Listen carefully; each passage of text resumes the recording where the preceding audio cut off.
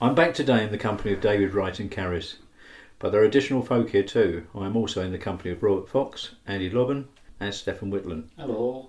Together they form the present lineup of Code Indigo. How are you all doing, folks? Oh, wonderful. Still Fine, alive. thank you. Yes. Yeah, conscious and everything. Yeah, conscious and everything. Yeah, good answer. So Haven't you've, killed each other. so you've all got yourself together this weekend to rehearse for next week's concert in Holland. How do you think it's all going, and are you looking forward to the trip? Yeah. Yeah. Yeah. It's going well. It's actually we've been rehearsing off and on as a group and individually and in 2s and 3s and 4s for a couple of months. Mm-hmm.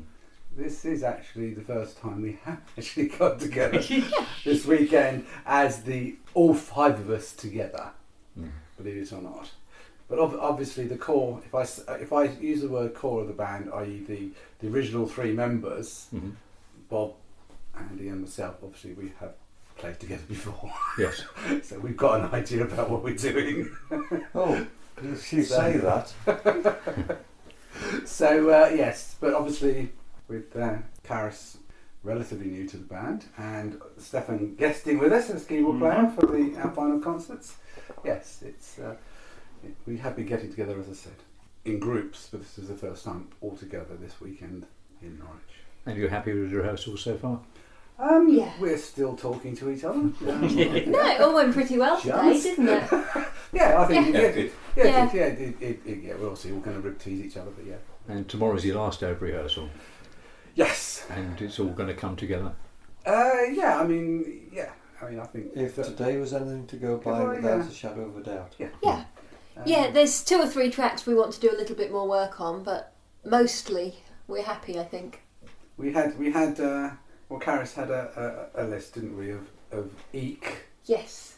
What was it? It was eek, okay and fine. Yes. So, and the eeks being yes. the ones that we're all panicking over. Mm-hmm. Yeah. And everything's now moved into okay or fine, basically, Yes. hasn't it? So, Yeah. Good stuff. Yeah. Good stuff.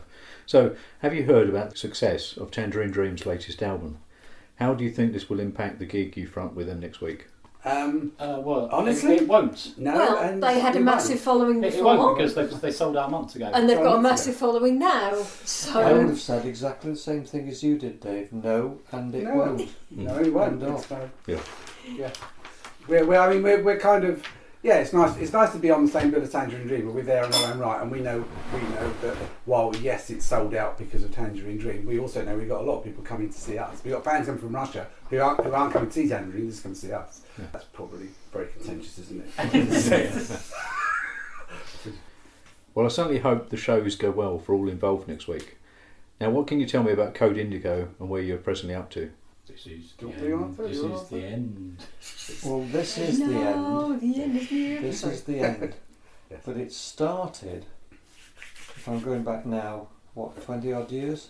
1993, 4. Yeah, when Dave and I used to get together and just do the odd studio session together, and suddenly thought, well, okay, hang on, that sounds rather good, let's do something more with it. And For Whom the Bell came out of that as the first album, and the lineup was then 4, wasn't it? It was, yeah. I mean, originally it wasn't. There was no band originally. It was you and me, wasn't it? Yes, It it started was. off as you and me, but Yeah, it kind of snowballed. Well, it snowballed because I think Nick, the original guitarist, Nick, who was also an engineer to be fair, and Vaughan, another keyboard player, they kind of got involved because I was working with them on solo stuff. So they kind of came up to the studio. They just kind of got involved, and I always remember we had a working title of the album For Whom the Bell. And I was watching an X-Files and saw the Code Indigo Delta Echo 9 and thought that'd be a working title. It's Code Indigo, and everyone was all right. I liked it. Yeah, but I remember it was like a working. Yeah, Yes, it was it until we was. come up. It was a work in but progress. both were like a working title. They both stuck, the original title and the name of the band, and that's kind of yeah. No, I did like it. I liked it very much. I still like it. Yeah, I like it tattooed somewhere. I'll have it tattooed. Okay. Yeah. Okay. Right, moving on. You just got started. You only got up to the first hour. Yeah. Okay. Yeah, and where did it go from? Oh well, we had wonderful technical difficulties with that because we got involved with Cubase in its infancy. Cubase VST version one something. 1. And Steinberg's CBX, Yamaha CBXs, which caused us no end of bloody problem. We put an album into a computer. This was in the days when it was all new, that side of it. We put an album into a computer at the beginning of the year, and we still were trying to get it out of the computer at the end of the year. Yeah. And that, in many ways, it's weird because the album evolved a lot in post-production because Vaughan and I added loads of the more wacky bits on it got added afterwards. And I remember phoning up to Bob and saying, "Hey, look, what do you reckon to this?" He was like, "What are you two on?" Yeah. It was that's what So, I mean, we've nicked Blade Runner and stuff like that. I mean, you listen to the albums, bits of the original Blade Runner, on it, and Star Trek, and you name it, they can sue us, basically. But I can't remember what the second album was. Euphoria. Oh God, yes, that was another one that caused us no end of problems. And the reason for that was very, very simple. It was where were we working at the time? With Nick in wherever he was. He was down at Ford. Oh yes. Good studio, actually. And Nick's way of working was totally different, totally alien to ours, because we both tended to work linear through a process which evolved during the course of that process. Nick, it really did frustrate me this because I was sitting there with keyboards ready to go. I would play a couple of bars to say, right, that's it, we'll use that. And it would be looped relentlessly, and that the whole album was then assembled through that process. And personally, I couldn't get on with that. I really couldn't, because I just wanted to play and see where it took us. But that's how Euphoria was born. There are a couple of really cool tracks on it, but it is not an iconic, Code Indigo thing. No, I mean, it's one of those we'll all have different views on it, and I think technically it's a good album. Recording wise, it's a good album. I think everyone was, it was one of those where it was all very fractious. Everybody got very fractious, and we had a lot of people got involved working on it. It's sax player, vocals, all sorts of different things. But it did cause a lot of problems, and Vaughan left. Vaughan and Nick had a falling out. It was something to do with us over the studio. So one of them had gone. And then Nick went, which is when Andy got involved, because in fact, like 2 weeks before a gig, I think we needed a guitarist. Yeah, Derby. Yeah, And I think it was a week, wasn't it? Oh, it might have been a week. Yes, okay, yeah. It was like the week before we did Derby Cathedral through a friend of mine. Cormac Doran. We remembered Yeah. that the other week, didn't we? We were trying to remember who it was. Somebody in Brighton. So Andy got thrown in at the deep end. It was a cracking gig. It was a cracking gig. Yeah, it was spot on that night because we were all on the same hymn sheet in Derby Cathedral. Yeah. Very appropriate. Yeah. And really, really, really together. Yeah. Superb. So I think then there was, for lots of reasons, there was a bit of a hiatus until 2002, 2003 when we did Time Code. Or was it 2004? Did I disappear after Euphoria? Yes. We Yeah. didn't. Nothing happened much. We did some work for the Blue thing for the Blue. Yeah. And then Dave and Louise got involved and we did Time Code. Was that 2004? Well, Blue was 1998, 2000. But which was not. I mean, it was. We on Blue we kind of put the Derby Cathedral concert. We did some other stuff. Yeah. Which we worked on, and I think you played guitar, Yeah. didn't you? And then we had there was kind of a hiatus until I said is it 2004 Time Code? Oh, don't ask me. I think it's 2004. It's definitely got a 2 in it. Yeah, definitely got a two Yes. and an hour and an hour. And then we got back together to do something, and I think the whole aim of Time Code is to do something which we didn't want to do another Who the Bell, didn't want to do another Euphoria, and Dave's idea always was to do something in the middle, to try and get something in between.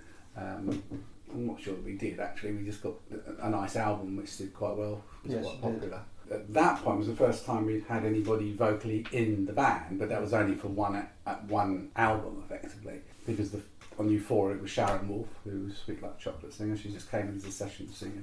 But Louise didn't last any longer than the one album and a couple of live gigs. And then she went off to France. I think she got married or something. Was it also at the time that we both bought a Karma? Yeah, because Franco did done on Karma. That's right. Originally we wrote it all on Karmas and then Dave took it away and Reject it, redid it. and so on. Yeah, and then we did Chill, and we were joined by Nigel, and we went to 2 guitarists for a while, didn't we? Nigel since left the band. We had the live album, and then Meltdown. Yeah. Yeah, we did Meltdown. So it wasn't on, I can't No, remember well, I mean, why. yeah, but I mean, I think although that's partly because of work, ill health, and all the rest of it, it was just one of those things that just evolved, and Nigel and I just kind of got on and did it. You weren't around. You weren't. You were kind of, with you for other, personal reasons, didn't want involvement, but not no hassle. You were kind of unavailable. Effectively. I think it was just unavailable. You were just unavailable, so we got DJ. That was when DJ played on Meltdown. Yeah, didn't he? DJ played on Meltdown, and we then did the video for it, which was Nigel and I were very kind of a political statement against the bankers and all the rest of it. Oh yes. Yeah, so which we enjoyed actually. It's enjoyed it as an album. We didn't think we were going to do any more, so we did Take the Money and Run. Mm-hmm. You kind of got involved with that one as well. And we actually managed to get virtually everybody who'd been involved with the band appears on the album in some way. Even Nick. Yes. Yeah. Everybody who's been involved at any point has appears somewhere on the album. Even if we like nicked bits. I think we nicked his acoustic guitar or something, didn't he, off one of the tracks. Yeah. From Euphoria, I think, and put it on, so everybody kind of has an appearance in it. So so Take the Money and Run was a tongue-in-cheek last album. Allegedly the last album. Allegedly the Absolutely. last album. Yes. Which brings us to the present, where basically Karis and I have been doing solo gigs. We were actually originally going to be doing the gig next week, at Eli, but I think we just just things came up and we were thinking about it, and it was a case of, well, maybe it would be nice to do a final Code Indigo thing and do something, a proper farewell thing, and get back to it as close to an original kind of lineup, which was 3 keyboard players. We didn't have a vocalist, but we always had a vocal input, and obviously Karis was already involved, and it made perfect sense for Karis to be involved. Had we thought about vocals in the context from a few years later when we first started, we would have probably got a vocalist, I think. Oh yes, we would. That's so, to me it was always, well, okay, that's actually, there is a tonality about this which has remained relatively stable. 1 is vocalist, absolutely essential. 2 is guitarist, absolutely essential. 3rd item, 2, 3 keyboard players. And that generates this whole sort of tone of what this band has always been about. It's a combination of atmosphere, melody and rhythm which drives it forward, I think.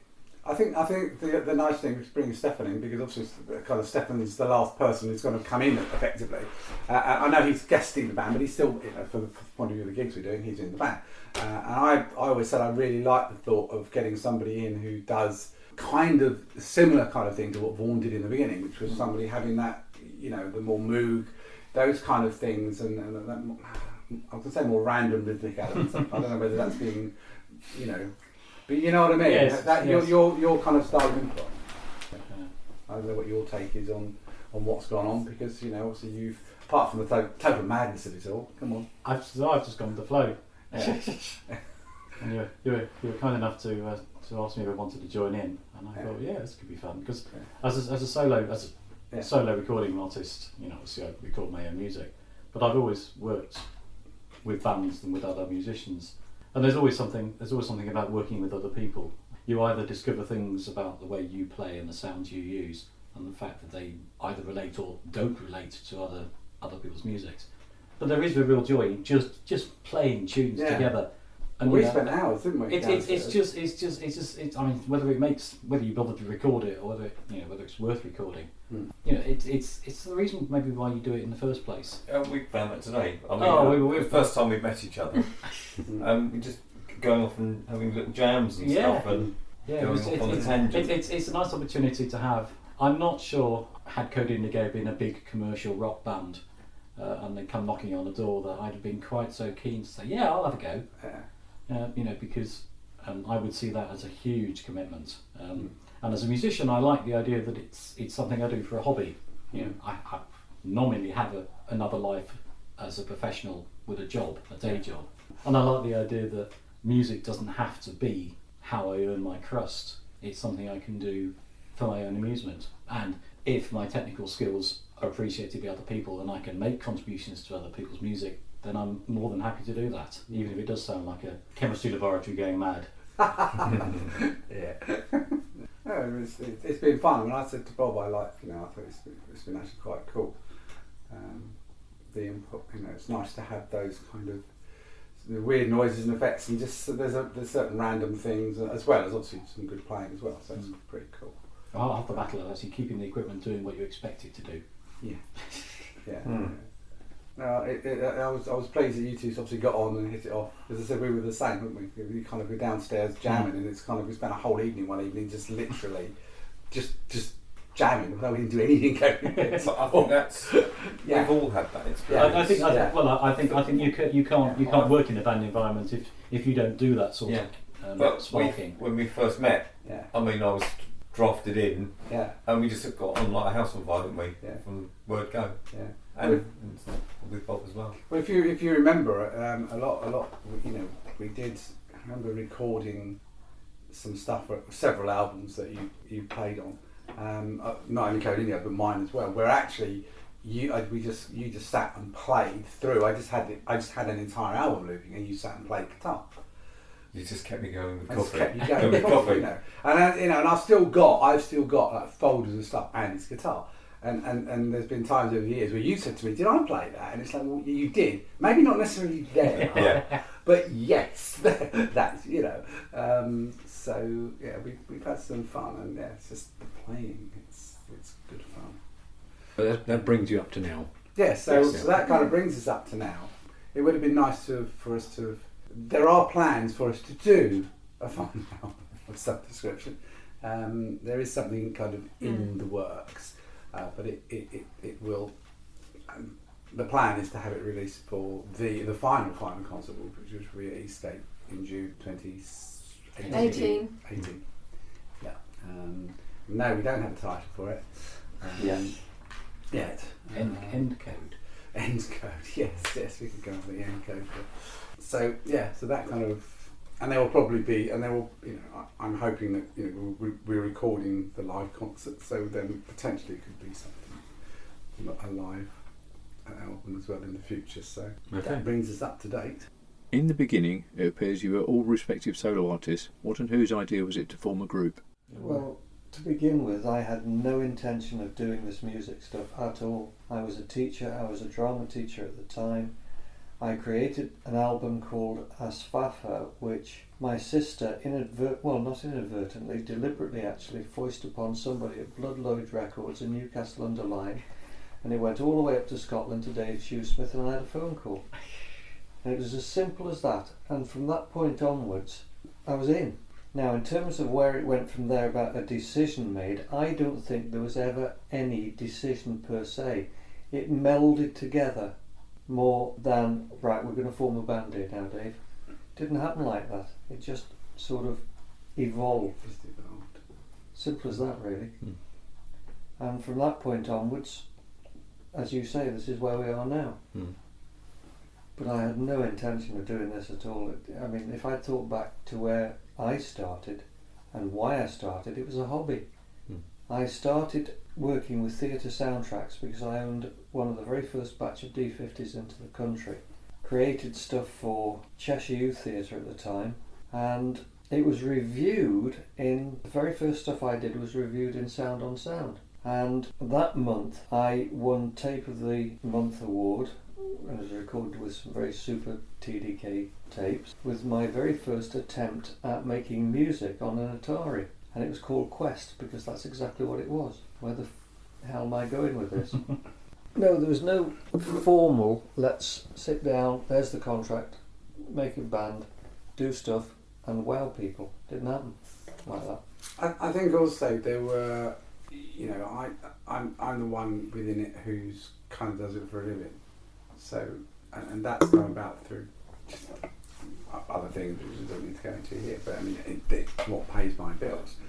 And I know when we started the band and Nick was involved, because Nick was basically, that's how he earned his living, through music and engineering systems. So I think there was, that's partly where I think, not all, but you had part of the thing. Well, Nick and I were hoping that we could maybe develop, that we could do something with the band, and while obviously we can, we've disagreed over whether or not Euphoria was a great album. The simple truth is, as a result of Euphoria, we did have an opportunity. If you remember, we had conversations many years back of going to America.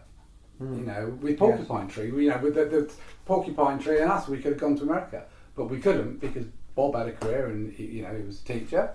I think Vaughan was iffy because of his photography business. So it never happened. And I think when we go back to a conversation we were having pre this, that you can get to a certain point, and we were getting to a point. When we released Euphoria, we had a big promotional thing through the UK, through NBC and HMV. Threw a lot of money at it. We had articles in Q and all those kind of Melody Maker and everything. But we needed to do more, but actually it wasn't able to happen. No, the day job got in the way. Because things like the day job. So that by default, we didn't have Blazing Rouse because I got it, but it suddenly, we got the opportunity, but we can't. Take it.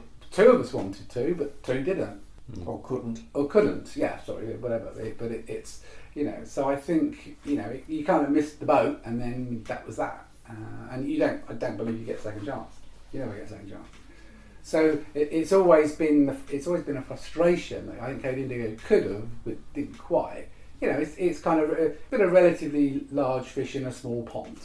We sold reasonably well record-wise. For Whom the Bell did sell well. Code 14 was on a compilation that sold 500,000 copies. And we got some nice royalty checks back in the day for that. A lot of it is what AD Music was founded on, was the money from Code Indigo. Yeah. And when we did Derby Cathedral, we would just plough the money back into doing gigs. So you know what I mean. So I think I'm trying to qualify what you were saying as well. That things just kind of rolled. It just happened, and we got to a point where things could have happened, but you carried on doing your solo work with your day job, and for me, it's like, well, it's never going to be a band, so I just carried on doing my solo thing, and the band is something that you revisit now and again when we've all got time. But you just made a very interesting point, David, when you said that we ploughed a lot of that sort of profit back into us doing gigs. Yeah, we did. And we weren't paid for gigs per se. We might have got a little bit to cover expenses. Well, we did a lot ourselves. Like the Derby Cathedrals, yeah. we did. The soundscapes, and we got well paid for the shorts, the Duesburg thing. Oh yes. And obviously the assembly rooms, which was ours anyway. The assembly rooms gig again with Shorts, because Shorts brought in the fans. But Duesburg, we hired a tour bus. It was always a great thing. We had a tour bus. My God, we did. Yeah, it was great fun. And I can't remember who had it the week before us. Wet. Oh yes. The driver had the two previous weeks. He had wet, had it been cleaned? and the week before that was Eddie Izzard. He has some stories to tell, didn't he? Because we ended up spending quite a bit of time with the driver because we got lost in the coach. He got diverted off the motorway because of an accident, and everyone else was a kip, and he had to call us. We were trying to work out which way to go. It must have been before Saturday. That was a really wonderful adventure. It was. We arrived in this huge bus, black tinted windows, the whole lot.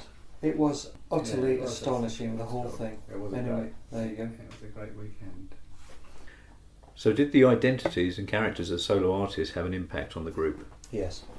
Well, I think it did personally, because my thing has always been melody, and at the time Dave was particularly brilliant at creating the atmospheric stuff that was there and lead lines. That is what the strength of the starting point was, I feel. I have never been a fan of this sequence stuff that meanders nowhere in particular. It's got to have a shape and a form. It's got to, for me. Mood and feel as well. Mood, shape, form, mood, feel. Absolutely. It's glamorous. Absolutely. Essential ingredients, I think. And that was very much part of it. And it was also essential that guitarist-wise, which is where Andy comes in, big time, shape, mood, feel, form are essential. Don't you think? That's the music, not the guitarist, isn't it? Yes. Guitarist is nodding for the For the tape. Yeah, For the purpose of the tape. For the purpose of the recording. Nodding. Yes, the guitarist has got shape, form and Melody? melody. Whatever the other thing was, yes. Yes, but it keeps Yes, the for feel- those of you listening in to black and white, the himself. guitarist is nodding. keeps the feel to himself. Yeah. So, I see that Andy has rejoined after a little hiatus. What's it like to be back, and where have you been in the interim? It's brilliant to be back. I thoroughly enjoy playing with these guys. Oh. As I said before, we just play off each other, don't we? And it just jams and stuff, and all of a sudden you've got a track coming or form, and it's really brilliant. Yeah. Love it, really love it. And it's completely different to what I normally play. I'm just a hobby guitarist. I play in lots of bands, but not just for fun. Yeah. Sort of blues, rock and stuff. And this is completely different. I've virtually free reign for what I want to do, and it's really honour and privilege to play with these guys. I've really enjoyed it, my time, and I've been lucky enough to have been to some fantastic gigs with them as well. I should also just interject, that and because he won't big himself up because he's too modest. But I remember Ron Boots saying when you played the first Code Indigo, he said he's one of the best guitarists you've ever had perform at Eli. Yeah, without a shadow of a doubt. And that was Ron Boots, and he's put on gigs. Yeah, without a shadow of a doubt. Yeah. So. Yeah. So I just thought I'd try to make Very it much. Also, we have Stefan as a featured guest. Tell me about your experience with the band so far and what drew you in. Careful. Yeah. Yes. Uh-oh. Oh dear. Oh dear. Just I remember. don't understand why you're all so worried. Oh dear. I've been attached to the scene, I suppose, on and off for the last 30 years, maybe more. So I know these people as people. I know them as musicians. I've bought their albums, I've seen their gigs. And the opportunity to just, event follows event, domino effect. And Dave turns around and says, we're looking at sort of putting a full stop to Code Indigo. We're looking at sort of just a couple of gigs to finish off. Do you fancy the posters, third keyboards? And I kind of went, yeah, it'd be nice to play with different people. As I said earlier, it's always interesting to see where your stuff fits with other people. From a technical point of view, I'm lucky enough to be skilled enough not to have to think, can I cut the mustard here? Am I going to be able to cope? I've been ribbing the band chronic for the last month. That every last tune is in D minor or D major if they're going really out on a limb. And I've been lobbying hard for something in E flat. Oh, you've got something in G. That's where it comes That's from. where it comes from. Yes, You've got an A minor. Yes, You've got an A minor. We have, yes. It didn't help with the crib sheet you produced for the rehearsals. With the wrong letters on. Yeah, 3 tunes you had marked down a D were actually in different keys anyway. Yeah, well, I blame the person who was monitoring me. Actually, I would blame my carer because it's because I copied and pasted D minor down everything, and those things didn't get changed. Clerical errors. Yeah. Yeah. But no, it's sticking to it. the process of putting an event like this together is more than just sitting down, learning the notes, learning the tunes. It's actually about the easy Irish word. It's about the crack. It's about being part of something, and having good rehearsals, bad rehearsals, and to me the event next week. I'd quite forgotten that I'm doing something quite so spectacular as supporting Tangerine Dream. As a kid, 40 years ago, they were my idols. Yeah. I saw them in the gloom of Liverpool Cathedral when the lights went blinkety blinkety blink, and I went, I want some of that. 40 years on, I have some of that. and here I am supporting these people. Okay, the personnel have changed, but it's still the name. That's not why I accepted the challenge of joining the band for these gigs. It was just an opportunity to play live. It's something I've done for years. It's something that doesn't challenge me in any way. I've had my technical hat on as a stage manager and technical producer. So many times I've been on the other side of the coin with putting concerts on. That to me, there's no worry. I'm not nervous about anything. And actually, I'd like to hope that I can sort of my confidence that it'll all go fine, because we've hopefully investigated all the technical pitfalls and at least had a strategy for how to cope with those if they turn up.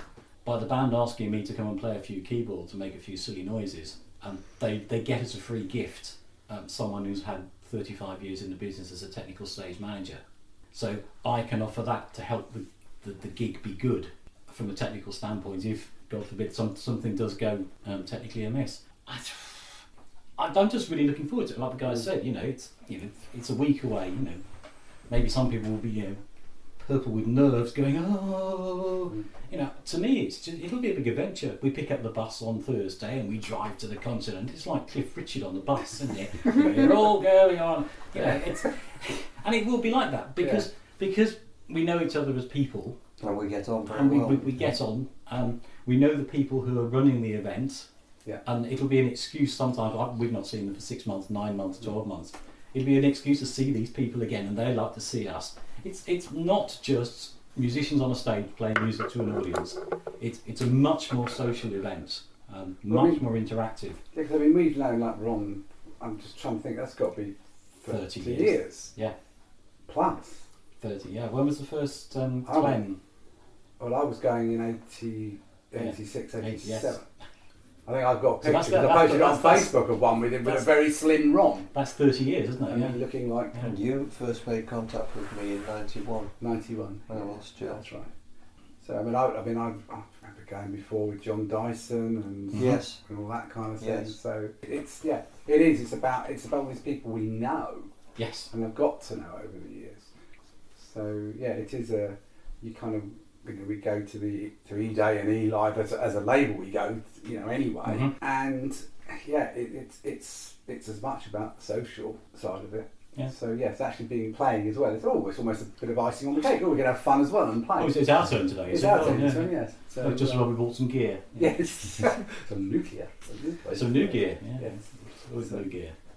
And that is musical gear. Yes, yes, yes. Just for the tape. Oh, well, yeah, musical gear. well, yeah, yes. If you're going to be funny about that, Yeah. it's the one part of this little corner of the scene that, as far as I'm concerned, it's never been about sex, drugs, and rock and roll. It's just actually been about music and good friends. Yeah. And to a degree, I think I like it more for those reasons. I've seen so many casualties. Caris, would you like to tell us your story? Technically, I've been with Code Indigo for about 4 years, actually, haven't I? It's just this happened. Just next week happens to be the first concert. Thinking about it, that is true, because she joined the band about 3 or 4 years ago with a view to doing something which never really happened, apart from. I came very close to actually being on Meltdown, but for various reasons, it never occurred. Did it? And I have got not a clue why that. It was simply logistics and timeframes and Yes, I think things, it wasn't was, it, at the yeah. time? I'm just really excited to be playing at E-Live because I've heard lots about it and I've yet to go there. And it's also very exciting because for the first time since my teens, I'm actually going to be playing keyboards on stage as well. So that'll be interesting. Certainly will. Now we come to either the easy or difficult questions. So have you got your favourite Code Indigo tracks? Yes. No. Stefan hates all of them. It's all of them. So what we'll start with Robert in this case. For me, it's Code 11 because that was a killer for us. We were at the old Pink Dog Studios in Worthing. We'd had a hell of a night, and we were a track short off For Whom the Bell. And it was 5 o'clock in the morning at this point, and we'd been at it since God knows what time in the afternoon. And I just said, "Hang on a minute, guys." And I just played a chord pattern. And I said, "Nick, can you go with that, guitar-wise?" And he did, superbly. And that track was born out of that, and that is going to be my Going Down the Aisle in a Box track. End of. Code 11 for me, without a shadow of a doubt. I'm going to choose more than one. I'm going to choose the whole of the Chill album. Oh, really? Yeah, I just love that. Absolutely adored playing on that. Well, what David did with what I threw at him. Yeah. It was No, really good. It's a good album. It is a good album. But I kind of think they all are. But that sounds really conceited, doesn't it? No, it doesn't. It's actually pretty damned accurate. I would And say. it makes sense because you aren't going to have put something out there if you didn't think it was good. No, that's So all of course you're going to think they're good. No. We look, but you can look. I look back technically, and particularly with Dave and I, we look back technically. And think, like we were talking about time code. I mean, I love time code for totally different reasons because that's such a lovely, warm. But I listen to it now and think, oh, it's a bit woolly. I probably wouldn't. Do you find then yourself making judgments about albums and tracks from a technical standpoint rather than an Well, he emotional does and more musical? and more these days. Yes. Yeah. Because I honestly feel that emotionally, we've had this discussion before. We did. But emotionally, you're either emotionally invested in the track to begin with, and it's good enough to put out, or you put it to the bin. Yeah. So it's only ever about the technical. It's like, I wish we could have made that sound better. We talk about Euphoria. Euphoria is maybe the other way, in the sense that yes, because it was a very much of a people pulling in different directions. I mean, I think in many ways the issue with that is that Nick wanted to pull away from For Whom the Bell. Bob, I think you wanted it more like For Whom the Bell. I wanted away from For Whom the Bell, but not as much as Nick did. No. So you were all kind of slightly pulling in different directions on it. But that technically is a brilliant album. I mean, we had some, I think it was Delirium or Delirious or somebody, some big band, had all their gear to use. Plus, I mean, that's how we got people like Sharon Wolf and, the guy who played sax, he worked with Vangelis. You know what I mean? We had some really cool people involved to help. I remember you saying to me, "Why are we getting a sax player in?" I said, because I wrote the parts, the sax parts. You remember? And I said, "Yeah, but David Vangelis. But he's going to play far better than I can ever. I'll play it live in gigs, but he can play it on the album." It's like, sounds cool. But yeah, it's always from the technical. You go back to it. Yeah, is that how you think, or? I don't know. I think there's a worry that if there were technical dramas putting stuff together, sometimes as a listener you don't need to know that. I think sometimes the music transcends it. Because yes, it is. Yeah. So I think there's a danger of as the producer of the music being too close to it, and actually all this baggage that came with how it came together kind of clouds the picture.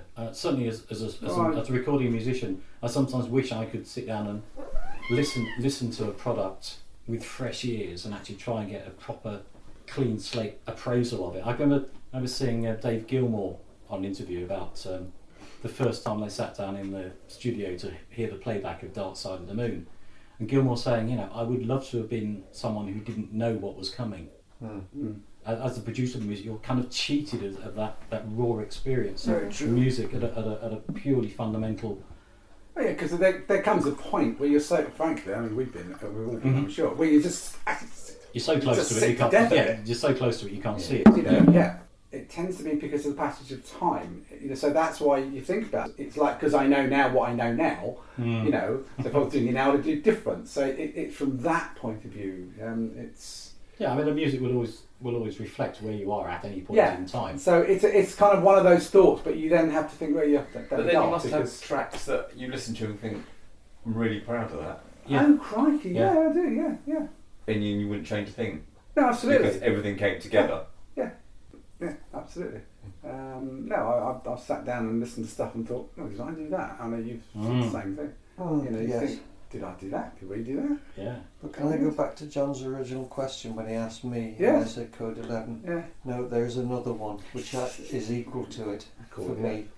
Call of the Earth, without a shadow of a doubt, because of Karis's vocals.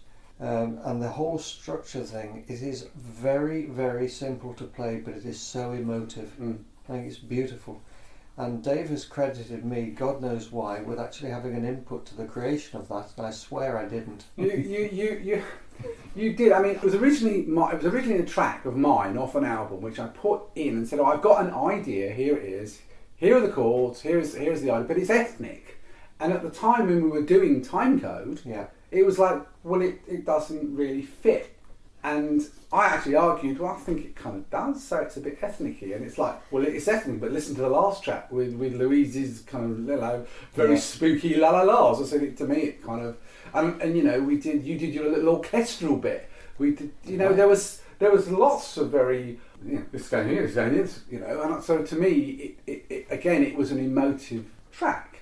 And Louise, it was Louise and I who we were sat talking about the prayer. Yeah. Because it was about ethnic, and it's on a picture down in the room under the stairs.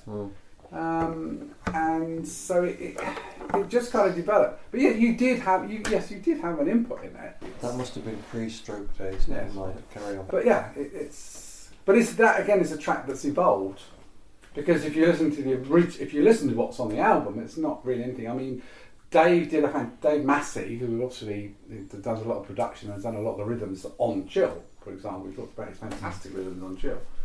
You know, he did a fantastic remix, an ambient remix. Did you want to say something? No, I'm just waiting to hear what your favourite tracks are. Yes, I am too. Oh, sorry. Call of the Earth would be one. For exactly the same reasons you said. Yeah. And I actually like Syncgate off Euphoria. Yes. You know, I like all of Chill. It's kind of difficult, but yeah, I would say Call of the Earth probably. Yeah, sorry, you were saying about Dave's ambient version and Dave did an ambient. Well. Dave did a wonderful ambient version, which is on Take the Money and Run.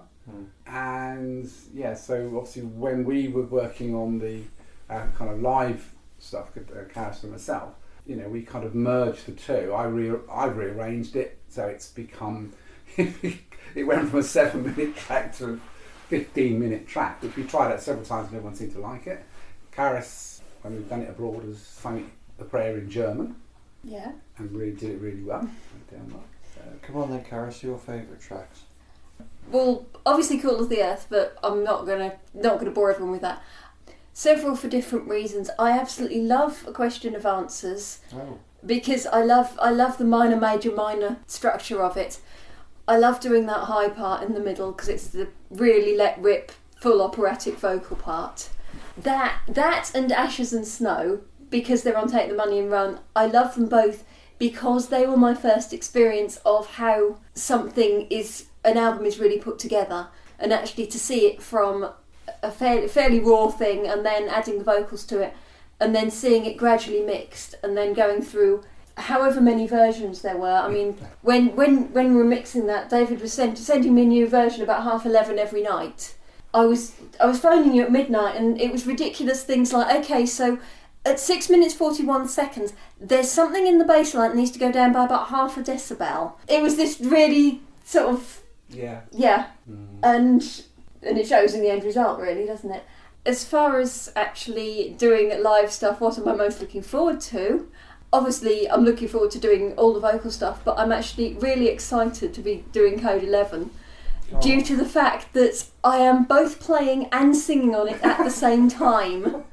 And it's not a case of, I mean, there's some other tracks that I'm playing on, then I'm singing on, and I'm doing both, but not at the same time. But this, I'm actually coordinating them, and it's just like, and actually, after we heard, woo! Look at me doing this! Look at me doing this exciting thing! And I now sound 12. I'll shut up. No, yeah, and the rehearsal today was good actually. Yeah. Well, we got past the what the hell are we doing with this track moment. Yeah. And then Which we did track was that? Code 11. Yeah. No, it wasn't. It was all of them. Well, speak for yourself. Behave. Yes. You said no, Stefan. I said no. You said no to everything. I've said no to He said everything. He said I'll come along the play. He said I've got to like it. Yeah. So it's true. My problem is that, you know, because I'm focused very closely on the handful of tracks that we're playing live for the gig, it means that their presence in my mind overshadows all the stuff from the previous albums. So it's actually very difficult to actually make appraisals like that. In terms of which tracks I enjoy playing live, they're all interesting. And maybe that's because part of the investigation process is working out what I can add to each of the tracks, where I can work my magic into what's already there. It has been interesting that, you know, several tracks that I've only been exposed to for sort of 6 weeks or so have already mutated quite seriously from one form into something quite different. Right.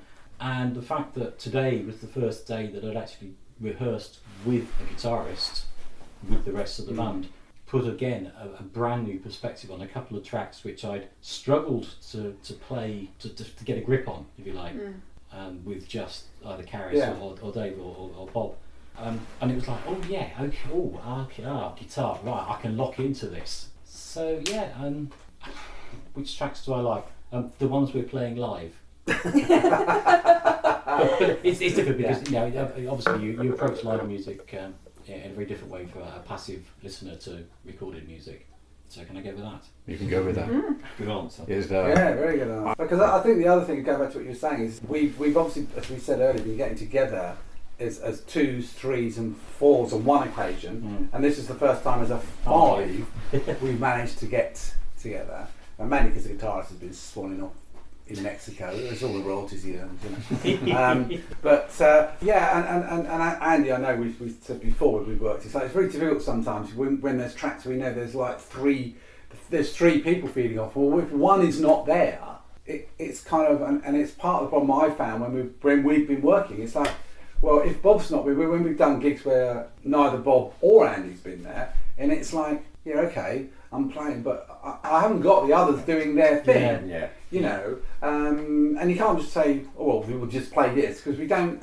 Sadly, You can't just. Well, I normally just do this. this. The others fill in. Yeah, it because sounds empty, doesn't it? Yeah, so Sounds you just you kind of it's a kind of a weird experience. So you're kind of going through it. You know, in that instance, saying, right, what's Karis need to do, because Karis has got these bits, or Stefan's learning the ropes. Da da da da. So as I said, it has been quite an interesting progression over the last couple of months to get to, you know, this point where, hey, we're all together. very confident that you're happy to be together, though. I can see that. Oh, Yeah. I mean, as I said earlier, it's like I had no problems because I've worked with Andy for a long time. I've worked with Bob for a long time. So it's like, well, and I've actually now worked with Stefan. You know, we've had some fun evenings here. As you said, like earlier with you, we've sat one evening. We literally sat the whole evening just jamming. Okay, that was a good Code Indigo rehearsal, not? You know, just doing random electronic stuff. Karis and I work together a lot, so we're okay. So yes, it's just a case of getting everybody working together in the band context. Can I ask you a question, John? Yeah, of course you can. You saw us rehearsing. Oh yeah, you stuff. can do that. Well, I've asked him this already. Yeah. What was your impression? Because I didn't even realise you were there. I had no idea how. I just materialised. Yeah. Just like that. You materialised during when we were playing Code 11, didn't you? I did. Yeah. Just- Oh, that's right. Yes. I did. Which was what I think was after we'd had which we kind of I think started to sort it out. I certainly got the impression that you all knew what you were doing, and you were gelling, and Brilliant! If everything we could was- fool one person, we could fool the whole audience. Yeah, there. so I think people are going to see this next week. Yeah, they're going to be in for a treat for sure. I like this type of music. You know, I work in this type of music myself, and you know, yeah, just getting to hear more of it. Yeah, thank you. Can't big you up too much, can I? No. No, absolutely not. Absolutely not. No. Will you not get out the front door if you don't? Absolutely. So you have a future plan for a new album. Are these going to be new tracks or reworked tracks or remixes of tracks? Combination of both is the current plan. Whether that changes or not, if we do more material, a lot of it is getting together. Yeah, and You that's know, always- Karis and I are working together, and Karis is working on a solo album at the moment, which we're trying to do for release next year. So that plus a couple of gigs that we've got, plus doing an album, is whether we get the time to get everybody together. But we've So- already got one track Yeah, we've got Yes. we've got a track. structured. Yeah, in some structured. I've Not got filled out yet, but No, it's yeah. structured. where kind of people. I mean, I still need some guitar work on it. So it's like I've got to get guitarist up here at something to talk about. So yeah, it'll. You know, Bob said we'll try and get together at some point to see if we can come up with any other idea. And to be honest, it would be nice, you know, if Stefan has an input as well. Yes.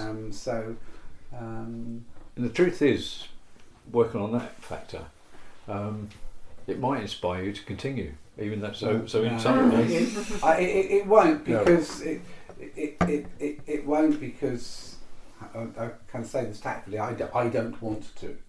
I've had in the sense that I have solo work I do with Karis, live and music things we have to do, and as much as I enjoy it, and I do, there's a lot of involvement. There's a lot of time and effort, and I just think it's time for it to end. Yes, I agree. I think that sometimes it comes to a situation where a band has said everything it can. Yes. There's nothing more to say. It can happily say. Yeah. And then after that, it would show. Yes, because there's if you did something more to else. say. Yes. Yeah. Agreed. I don't want to. Agreed with David. But equally, I can't physically do any more. All of this business of lugging keyboards from here to there to everywhere is just beyond me now. And inspiration-wise, I'm struggling.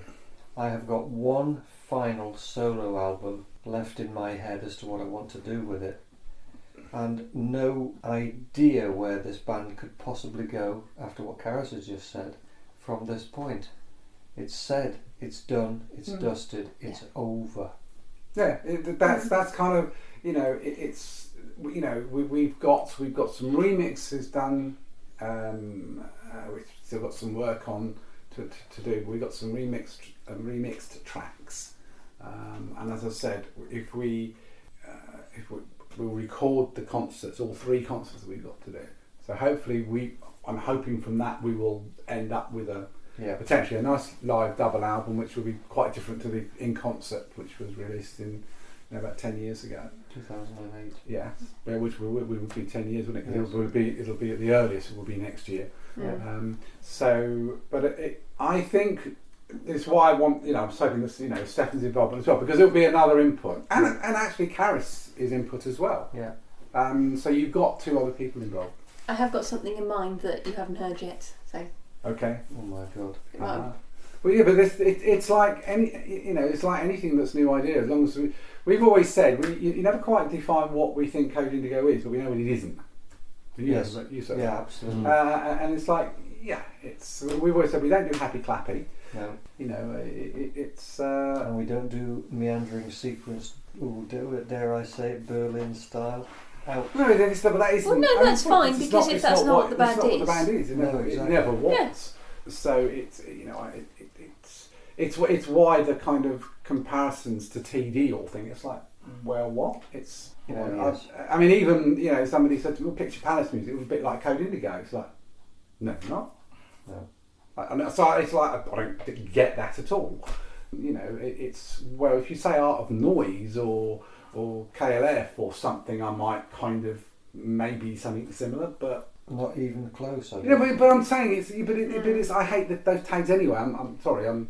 It's like we're just who we are. Yeah. Code Indigo's Code Indigo. We're just Code off the Indigo wall has kind its of own self-image, which is very clearly defined by what has gone before.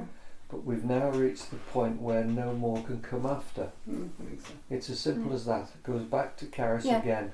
What's been said has been said. What's been done has been done.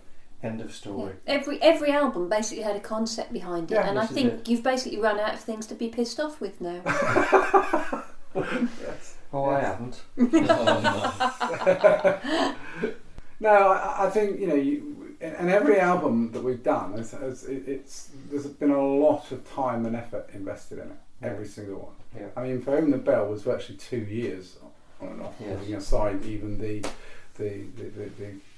technical side of it. It still took us over a year faffing around. So was Meltdown. Meltdown. You were working on Meltdown before we met. Yeah. And it came out. Yeah. So that would have been at least 2 years. Yeah, because of the DVD side of it. Nigel did a fantastic job with that. Because Meltdown again was because Bob wasn't around. That was very much a case of me doing most of the writing. Nigel had an input, and Neil Fellows was involved for. He had a bit of an input. The other guitarist had a bit of an input, but it was a difficult album because I was trying to write an album for Code Indigo. Where there's a lot of the music's come out of the angst between him and me, and in the best one. But no, I'm talking the yin and yang as to how we work. It's not all been. I would have said yin and yang. I wouldn't have said angst. Well, I think there's been a certain amount of angst, but I don't say that in a derogatory way. Well, it's more the fact of that you're very different personalities, and because there's that's a slight clash sometimes, then it creates something really good as a result, doesn't it? Yeah, I mean, I'm absolutely not saying it in any way in a bad way. Peace. Yeah. So just White flag. Yeah. No, not at all. Maybe a bit of angst now. But yes, it's right. We said what we got to say. I think so. I think we hopefully will have one more thing to say. Hopefully some new tracks. But my point, going back to answer your question succinctly, at the moment we hope to have a cross with some new tracks, some remix. If we're fortunate enough to get more new for an album, then it'll be more new. Sure. Yeah. So That was succinct for you, Dave. shut up. I'm gathering now that you just want to get to Holland to perform. How long will you be on stage? We've got 75 twice. Yes. Yeah. 75 minutes twice. And what would you say to the audience coming to see Tangerine Dream and unsure what to expect from Code Indigo? Enjoy. Absolutely. Yes. Don't throw popcorn. I would say to them. Throw money. Yes, Throw that's money. right. Throw money. Yes, but only Euro notes. but only Big paper euro. money. Yes, only paper Yes. money. Paper Yes. money. Enjoy. I'd say come and enjoy the day and enjoy the variety, the different variations, Yeah, the variety of music on offer. Yeah. There's Beyond Berlin on Saturday as well. Beyond the Code Indigo reunion, will you also be working on new solo projects and collaborations? Yes. Go on. Let Gareth do her bit. I think Go on. because I think we mentioned that before anyway. My solo album, didn't we? So We can mention again now. Go on. yeah. I've got a solo album that I'm working on and David's working on. Projected release date is end of April next year. Nearly all stuff I've written myself. Don't ask me what the genre is because Well, it's me. it's basically vocals with synths, guitars, and drums, and Whatever else I slightly fancy. rocky and Yeah. you know. So yeah, Yes. and it's I think it's great. Yeah. So, And, but it's you're moving through it at the moment. Great You're, time you're, as how many, well. how many tracks are you into? We've got demos of I we've think got guides for about 12. 11 or 12. Yeah. I'm hoping to have 13 tracks because it's such a nice number. I like the title as well. Mm. Oh yeah, sorry. Is it a working title? Or is it? No, the actual album title is a different kind of normal. Are you going to share that? I think Stefan likes that as well. Do you like that? I think it's good. I really like that when she says I like that. So is the title secret? No, not at all. No, It's not. No, it's just I'm conscious of the fact that I spoke about it before, and I don't want to just keep talking about that because I think everyone in this room is acutely aware of it already. So yeah. Well, I am now. Yes. Mm. No, I don't mean the title. I mean why. All right. Oh, sorry. Go on. But Robert, you've just I've released got- a new album. I've just released a new album, which was on the back of the theatre stuff I was talking about, which is effectively a soundtrack. But I was very grateful for Dave for actually saying he was going to put it out, because how it sits with an audience or a listener, I don't know yet, because there's no feedback from this at all. I like it because it was originally conceived, as I say, as a soundtrack, and a lot of the original stuff was underpinning it, and you can't actually hear what's going on with that underpin above actors' voices. Now it's not more equalised and normalised, you can hear it, and it works, or it does for me anyway. But to finish this question very quickly, I have got one idea in my head for one final Robert Fox album. And that's an album which I intend to call Embers, because that's exactly what it will be. Embers of, you name it, whatever. Life, me, previous memories that have inspired stuff, and as a direct tie-in to stuff that actually inspired something with me with the Stuff of Dreams that I created in 1998. And I think for me it will be literally the end before the fire goes out. And I'm not being melodramatic with that, I'm being deadly serious. So Embers is my one final project in hand. Have I got any tracks is your next question? Not one. Not one, but that doesn't But ideas in your head. I've got nothing in my head. Nothing. It doesn't daunt me, because as a starting point I can use a title for a track, a title for an album, I can use a sound, I can use all of these things as being part of my palette. Where do you start on the canvas is the question. Which is what we've always done. Yes, always done that. And once started on the canvas, it will then move linearly along that line, or up or down across the canvas, wherever. So that's all I've got. What about you, Anne? Are you doing anything? I mean, I know you work with your other. I've got other bands I play in. They're just like pub bands and function bands and things. Yeah. Again, it's just hobby. Any ambition in the future? Maybe.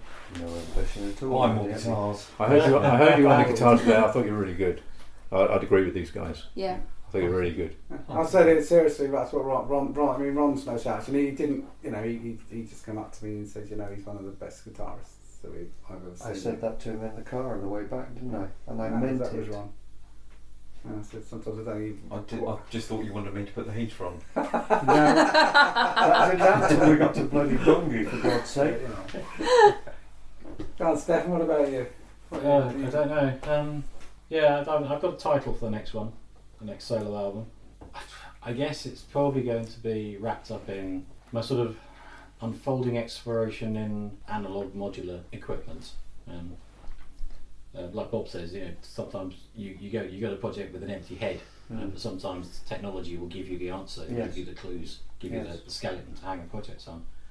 I'm in no rush. I always reckon that, you know, you should only record stuff when you feel you've got something to say. Yeah, absolutely. Yes. So many people just need to spew out every last tick and wobble from the studio.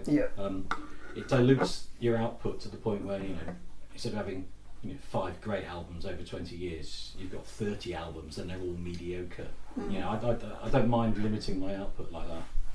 I guess I've always been a sort of solo recording musician. I've always believed that that's because no one else will actually put up with my dictatorial habits in the studio. You know, I'm in a bit like I saw recently an interview with Chris Lowe at the Pet Shop Boys, and he either loves things or he hates things. There's no, you play him a sound and you go, oh, love that, oh, hate that, no, come.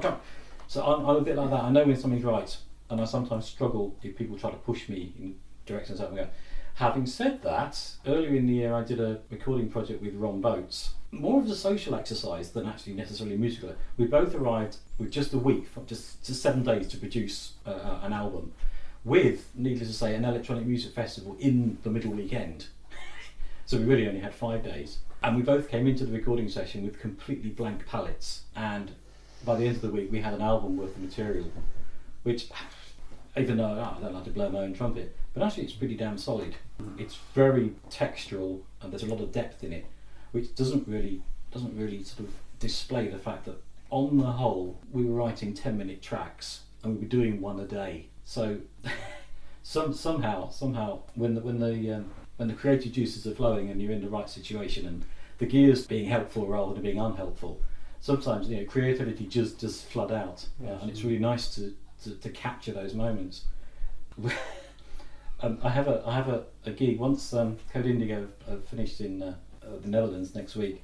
The follow-up gig will be actually with Ron Boates, with Harold van der Heijden and Frank de Ricker, and we're playing in Awakenings in Stafford, and we will meet socially for the first time as a 4-piece on the Saturday morning, but the event is in the evening, and our mission is to see if we can produce a concert's worth of material in a day. I'm not suggesting that's necessarily a good way to produce all your musical projects, but I do like the idea because it does put your chops on the line. You've really got to know your stuff. You've got to know your gear. You've got to be able to play the stuff, but you've also got to be receptive to other people. So it's like, you know, the antennas are, what's going on here? You know, oh, that's a really interesting hi-hat pattern. Ooh, do this with this, and then the guitarist goes, ooh, yeah, ooh. And it's lovely to see music creating itself in the void between the musicians. That's probably an abstract concept. No, it isn't. But I definitely feel I know when I'm doing my best stuff because I actually sit back in a slightly out of body experience, and I realise that I'm actually sitting watching myself play, and I go, oh, I like that. Where's that come from? And the moment I realise that, sometimes I grind to a halt because I've actually broken the moment, but I can always tell when I'm on form because I'm slightly detached and just observing and enjoying the process. And that's not too different again from Code Indigo, you know. Yeah, absolutely. Yeah, so hopefully these guys have chosen wisely in having me on. I know. I stayed for the end. Yeah. I know we have. No doubt. Sure. Mine is Mine is I've got a compilation basically, which is called Stranger Days, which is basically just going to be a best of with some reworking of a few tracks. And then I always had the intention of doing the Beyond the Airways. There's threes, volume 1, volume 2, volume 3. So there will be a volume 3, but I'm not really working on anything at the moment because, you know, there's too many other things to think about. And I go, you know, it goes back. I've got an in progress folder which has got so much stuff and it's actually got a bit embarrassing. You know, it's like I've got so many ideas. I'll get up in the night because I'll wake up with ideas. I'll just come downstairs and I'll play a sequence or play a chord pattern or do something, and then I just, name it or put some silly thing and it goes in a folder. So, but because of all the live work, which is obviously been doing this year, and we've still got one more start of the year. Most of our time it's been spent working on getting solo stuff, and then obviously the Code Indigo. So yeah, so those are the two that are in the pipeline for probably later in 2018. So collectively or individually, is there anything that you'd like to say before I close the interview? I would. And I would say that with the occasional diversion, I have totally loved working on this project and with these guys. All the way through, there's no shape, way or form I would differ with that in any way. I'm just repeating myself. But it has been an absolute joy and has kept me probably alive for longer than I should have been. And I'm deadly, deadly, deadly serious in that. It's been a joy to work with Dave. It's been an absolute joy to work with Stefan. It's been a joy to work with you too, Trouble. So to whom were you directing that comment? You under the tablecloth. Oh, okay. And now added to Stefan, I can't think of a better lineup to end with than this one. End of story. Moving on. What you said there is actually a pretty good lineup. I mean, it's nice to have three of what were near enough the original. Obviously you, me, and you were actually one of the original guitarists, I know. And to then have another really good keyboard player as part of the band and a bloody good vocalist. Less troublesome down here. Yes. But she's one hell of a vocalist, and when she's on stage, that's why you put up with me. Yeah, I know. She does rather own it, and that's always been the point. And we will have a nice look. Oh, I said it's a nice look. Keep you out of the shadows, so you make. I know what you're like as well. We've got to keep you out of the shadows. I just remember when we did Derby, Dave Massey going absolutely apeshit. He said, "Can you please get Andy to move out and into the lights?" But that's where you put me. Oh, Dave, where did you put me? I'm better heard, not seen. I don't think so. Well, can I just top this off by saying that the one thing I'm hoping that whoever listens to this appreciates is that we all get on together and we all work together with the occasional spat here along the line. Not human if there wasn't the occasional spat. And the spats have been got over, got round and moved on from. This is what we are, this is what we do, this is who we are and what we do, and that is what we put out. So once again, I really appreciate being invited out here to meet with you. Here's some of your rehearsals, and I wish you the best of luck for next week. I hope you have an absolute blast and that the audience enjoys and really appreciates you. Long live electronic music. Hooray! And so say all of us.